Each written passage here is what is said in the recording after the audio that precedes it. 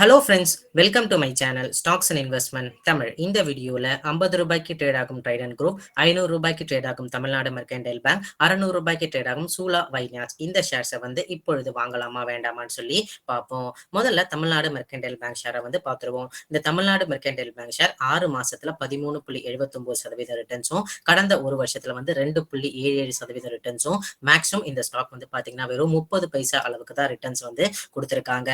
இந்த ஸ்டாக் கரண்டா அங்க IPO price கீழே ட்ரேட் ஆயிட்டு இருக்காங்க. இப்போ ஒரு வேல்யூ பையா இல்லையான்னு சொல்லி சில மெட்ரிக்ஸை வச்சு பார்த்துருவோம். ஸோ இந்த ஸ்டாக் பாத்தீங்கன்னா கிட்டத்தட்ட 100 வருஷமா நம்மளோட தமிழ்நாட்டுல இந்த பேங்கிங் பிசினஸ் பண்ணிக்கிட்டு இருக்காங்க. இவங்களோட current price to earning ratios 1.34, book value 438 rupees, intrinsic value 525 rupees, earning சீல் 7.12% வந்திருக்கு, ROE 16.8% இருக்கு, டிவிடெண்ட் yield 1.01% இருக்கு, கிராஸ் என்பிஏ 1.70% இருக்கு, நெட் என்பிஏ 0.99% இருக்கு. கடந்த 6 குவார்டர்ல இவங்களோட நெட் ப்ராஃபிட் மட்டுமே 300ல இருந்து 350 கோடி அளவுக்கு இருக்கு. கடந்த 2 வருஷத்துல இவங்களோட ஆனுவல் நெட் ப்ராஃபிட் மட்டுமே 1000 கோடிக்கு மேல இருக்கு. சோ இந்த ஸ்டாக் அப்புறம் கரெக்டா இருக்கிறதுக்கு என்ன காரணம் என்னன்னு பாத்தீங்கன்னா, இந்த ஸ்டாக்ல இருக்கிற பெரிய இஷ்யூவே அந்த ப்ரொமோட்டர் ஷேர் ஹோல்டிங் தான் பெரிய இஷ்யூ இருக்கு. மத்தபடி இவங்களோட மெட்ரிக்ஸ் எடுத்து பார்த்தாலும் சரி, மேனேஜ்மெண்டோட எடுத்து பார்த்தாலும் சரி, பிளஸ் இவங்களோட பெர்ஃபார்மன்ஸ் எடுத்து பார்த்தாலும் சரி, ஓரளவுக்கு இவங்க மார்க்கெட்டை பீட் பண்ணிருக்காங்க. இப்ப இவங்க வேல்யூவேஷன்ஸ் பாத்தீங்கன்னா இண்டஸ்ட்ரி வேல்யூவேஷனுக்கு கீழே தான் இண்டஸ்ட்ரி பை கீழே தான் இருக்கு. இன்ட்ரென்சிக் வேல்யூ கீழே தான் ட்ரேட் ஆயிட்டு இருக்காங்க. குவார்டர் ஆன் குவார்டர் ஒரு 5 ரூபாய் அளவுக்கு டிவிடெண்ட் தர கம்பெனியா இருக்காங்க. இந்த ப்ரொமோட்டரோட ஷேர் ஹோல்டிங் டிஸ்பியூட் தீர வரைக்கும் இந்த ஸ்டாக் ஒரு பெரிய ரன் அப் கொடுக்கறதுக்கு வாய்ப்பு இல்ல. சோ அப்பப்ப சைக்கிளிக்கா சில ஸ்டாக்ஸ் ஏத்துவாங்க இறக்குவாங்க. சோ அந்த ரேலில தான் இந்த ஸ்டாக் 600 ரூபாய் லெவலுக்கு போயிடுச்சு. மறுபடியும் அந்த ரேலி முடிச்சுன்னா மறுபடியும் இந்த ஸ்டாக் பாத்தீங்கன்னா 500 ரூபாய் கீழே போகுது. சோ இந்த ஸ்டாக் 1-2 குவான்டிட்டில கன்சிடர் பண்ணா ஒரு 3 to 5 வருஷம் டைம்ல ஒரு நல்ல ரிட்டர்ன்ஸ் தர வாய்ப்பு இருக்கு. பர்சனல் எக்ஸ்பீரியன்ஸ்ல சொல்றேன். ஐபிஓல இப்போ வரைக்கும் இந்த ஸ்டாக்கை நான் ஹோல்ட் பண்ணிக்கிட்டு இருக்கேன். 600 ரூபாய் போல கூட நான் விற்கவே இல்லை. ஸோ பட் ஸ்டில் இந்த ஸ்டாக் ஆவரேஜ் பிரைஸ் கிட்டத்தட்ட 380 ரூபாய் அளவுக்கு இருக்கு. நீங்க 52 வீக் லோ எடுத்து பார்த்தா 399 இருக்கும். ஸோ ஓரளவுக்கு டிவிடெண்ட் பார்க்கும்போது இந்த ஸ்டாக் ஆவரேஜா 380 ரூபாயில இருக்கு. பட் லாங் டைம் ஹாரிசான்ல நல்ல ரிட்டர்ன்ஸ் தான் கொடுத்திருக்கு. ஸோ மத்தபடி இந்த ஸ்டாக்ல எந்த பிரச்சனையும் இல்லை. Even though promoter share holding dispute இருந்தாலுமே, ரீசெண்டா எம்டி ரிசைன் ஆனாலுமே, அதுக்கப்புறம் பாத்தீங்கன்னா இந்த ஸ்டாக் ரீசெண்டா ஒரு டிரான்சாக்ஷன் இஷ்யூல கூட மாட்டினாங்க. பட் மத்தபடி இந்த ஸ்டாக்கோட லாங் டேர்ம் நீங்க பினான்சியல் ரிசல்ட்ஸ் எடுத்து பார்த்தாலும் சரி, அசெட் குவாலிட்டி எடுத்தாலும் பார்த்தாலும் சரி, நல்லா தான் பெர்ஃபார்ம் பண்ணிக்கிட்டு இருக்காங்க. ஒரு லாங் டேர்ம் ஹாரிசான்ல இந்த ஸ்டாக் நல்ல ரிட்டர்ன்ஸ் தர வாய்ப்புகள் இருக்கு. அடுத்து நம்ம எந்த ஸ்டாக்கை பத்தி பார்க்க போறோம்னா, சூலா வைனாஸ் லிமிடெட் ஸ்டாக்கை பத்தி பார்க்க போறோம். இந்த சூலா வைனாஸ் லிமிடெட் பாத்தீங்கன்னா கடந்த 5 நாள்ல 150 ரூபாய் அளவுக்கு ஏறி இருக்கு. இயர் டு டேட்ல 148 ரூபாய் அளவுக்கு ஏறி இருக்கு. மேக்ஸிமம் இந்த ஸ்டாக் ஐபிஓ பிரைஸ்ல இருந்து இது வரைக்கும் 339 ரூபாய் அளவுக்கு ஏறி இருக்கு. ஆல்மோஸ்ட் டபுளும் ஆயிருக்கு ஐபிஓல இருந்து இப்ப வரைக்கும் லிஸ்ட் ஆகிறதுனால. சோ இந்த சூலா வைனாஸ் லிமிடெட் ஐபிஓ ஒரு இன்வெஸ்ட் பண்ண ஒரு நல்ல கன்சிடரேஷன் சொல்லி பார்ப்போம். இந்த சூலா வைனாஸ் லிமிடெட் என்ன பண்றாங்கன்னா, ஒரு லார்ஜஸ்ட் வைன் ப்ரொடியூசர் அண்ட் செல்லரா இருக்காங்க நம்ம இந்தியன் மார்க்கெட்ல. 50% அளவுக்கு மார்க்கெட் ஷேர் உள்ள கம்பெனியா இருக்காங்க. மெயினா இவங்க பிசினஸ் எங்க பண்றாங்கன்னா மகாராஷ்டிரால பண்றாங்க. பிரைஸ் டு ஏர்னிங் ரேஷியோ 57.2 இருக்கு. ரிட்டர்ன் ஆன் ஈக்விட்டி 18% இருக்கு. டெப்ட் பெர் ஈக்விட்டி 0.47 இருக்கு. புக் வேல்யூ 65 rupees இருக்கு. இவங்களோட ப்ராஃபிட் growth கடந்த 5 வருஷத்துல 36.8% அளவுக்கு இருக்கு. டிவிடெண்ட் பெய்ட் 39.4% இருக்கு. ஆப்ரேட்டிங் ப்ராஃபிட் மார்ஜின்ஸ் கடந்த 6 குவார்டரா எடுத்து பார்க்கும்போது 28ல இருந்து 35% அளவுக்கு இருக்கு. இந்த ஸ்டாக்கோட வேல்யூவேஷன்ஸ் ரீசனபிளா கேட்டீங்கன்னா, இண்டஸ்ட்ரி மீடியனை கம்பேர் பண்ண சொல்ல வேல்யூவேஷன்ஸ் அதிகமா இருக்கு. இவங்களோட புக் வேல்யூ பாத்தீங்கன்னா price to book value 10 times book இருக்கு. பிளஸ் இந்த கம்பெனியோட டெப்ட் பாத்தீங்கன்னா ஒரு மேனேஜபிள் டெப்ட் இருக்கு.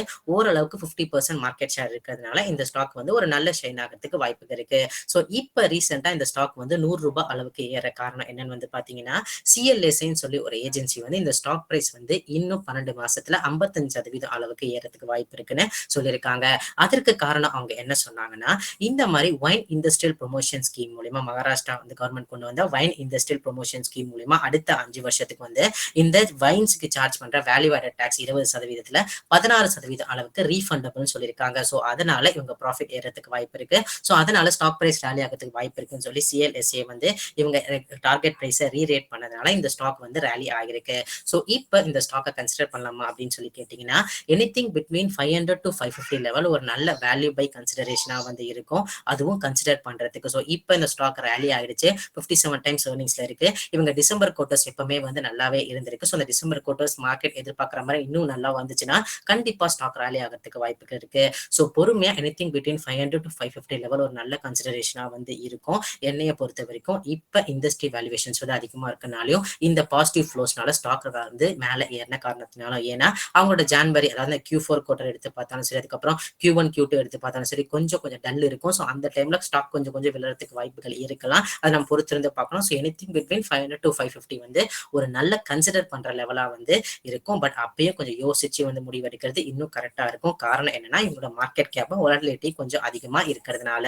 அடுத்து நாம என்ன ஸ்டாக்கை பத்தி பார்க்க போறோம், ட்ரைடன்ட் ஷேர் லிமிடெட் பார்க்க போறோம். இந்த ட்ரைடன்ட் ஸ்டாக் வந்து கடந்த 5 வருஷத்துல 564% அளவுக்கு ரிட்டர்ன்ஸ் கொடுத்திருக்கு. கடந்த ஒரு வருஷத்துல 39.85% அளவுக்கு ரிட்டர்ன்ஸ் கொடுத்திருக்கு. 6 மந்த்ஸ்ல வந்து 41.95% ரிட்டர்ன்ஸ் கொடுத்திருக்கு. ஸோ கடந்த 5 நாள்ல இந்த ஸ்டாக் வந்து 9.10 பைசா ஏறி இருக்கு. அதுல முக்கியமா 52 வீக் ஹையான 52 ரூபாய் 90 பைசா வந்து ரீச் ஆயிருக்காங்க. ஸோ இந்த ஸ்டாக் வந்து இப்ப கன்சிடர் பண்றதுக்கு ஒரு கரெக்டான ஸ்டாக்கான்னு சொல்லி பார்ப்போம். ஸோ இந்த ஸ்டாக் வந்து பாத்தீங்கன்னா என்ன பிசினஸ்ல இருக்காங்கன்னா டெர்ரி டவல் பிசினஸ்ல வந்து இருக்காங்க, யான் பிசினஸ்ல வந்து இருக்காங்க. பேசிக்கா பாத்தீங்கன்னா ஹோம் டெக்ஸ்டைல் பிசினஸ் கூட சொல்லலாம். அது மட்டும் இல்லாம ஸ்டேஷனரி பிசினஸ்ல இருக்காங்க, பேப்பர் பிசினஸ்ல இருக்காங்க, கெமிக்கல் பிசினஸ்ல வந்து இருக்காங்க. 100 கண்ட்ரீஸ்ல கிட்டத்தட்ட வந்து நிறைய கஸ்டமர்ஸ் இருக்கிற கம்பெனியாவும் இருக்காங்க. பஞ்சாப்ல ஸ்டார்ட் பண்ண கம்பெனியா இருக்காங்க. 6200 கோடி அளவுக்கு ஆனுவல் ரெவன்யூ பாக்குற கம்பெனியா இருக்காங்க. பிரைஸ் டு earning ratio 52.4 இருக்கு. புக் வேல்யூ 8.14 இருக்கு. இன்ட்ரின்சிக் வேல்யூ 9 இருக்கு. டெப்ட் பெர் ஈக்விட்டி ரேஷியோ 0.40 இருக்கு. சேல்ஸ் growth கடந்த 3 வருஷத்துல 6%, 5 வருஷத்துல 10% அளவுக்கு தான் இருக்கு. ப்ரொமோட்டர் ஹோல்டிங் 73% குட்டா இருக்கு.